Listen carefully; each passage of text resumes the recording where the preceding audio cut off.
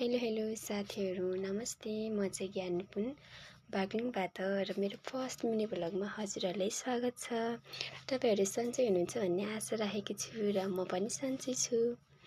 आज चाहिँ हामीहरू मकै दोहोऱ्याउन लागिरहेको छौँ र म र पर्किटी चाहिँ अलि पछि पऱ्यौँ नि त। दिदीहरू गइसक्नु भएको छ। हजुरलाई लास्टमा देखाउँछु ल। दिदीहरू वहाँ पुगिसक्नु भएको छ त। सायद खन्दै हुनुहुन्छ होला। दौडेर आएको थिइन् क्या भेटाउनलाई। म फेरि उभिएर बसेको थिएँ नि त, मोबाइल तेर्स्याएर बसेको थिएँ। आज चाहिँ मेरो पहिलो दिन हो नि त भ्लगको, त्यही भएर अलि अप्ठ्यारो भएको छ बोल्न पनि अनि भिडियो बनाउन पनि। त्यस्तै पनि मैले बनाइरहेको छु क्या। आफ्नो आफ्नो सोख हो नि त, पुरा त गर्नु पर्यो। अनि त्यहाँ चाहिँ अलि सोखमा पुगेको थियौँ क्या। त्यहाँ गिटारको कुरा आएको थियो नि त, त्यही भएर अनि हामीहरू चाहिँ पुरा पारा भनेर बाटो काट्दै थियौँ। बाटो काट्दै हामीहरू चाहिँ बारीमा पुग्न आँटिसक्यौँ है साथीहरू।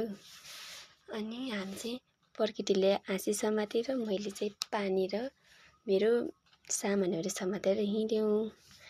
त्यस्तै कुरा गर्दै हाँस्दै गयो।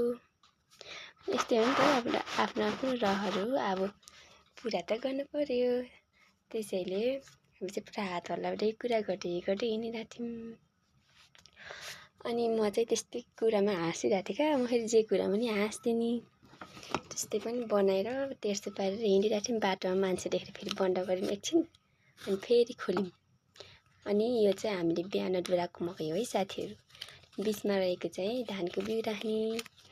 त्यसैले अलिकता खाली ठाउँ थियो अनि त्यसमा चाहिँ अलिअलि मकै थियो, त्यो पनि उखेलेर अलि नाङ्गै बनाइदिएको क्या। बिउ राख्ने हो नि त, त्यही भएर। अनि यो चाहिँ हाम्रो गाउँ कुडुले। हामीहरू भ्याएर पनि आइसक्यौँ साथीहरू। लास्टको नि त बनाएको नि त, अलिकति क्लिप बनाएर राखेको। अनि हामी भ्याएपछि अलि एकदमै ह्याप्पी थियौँ क्या।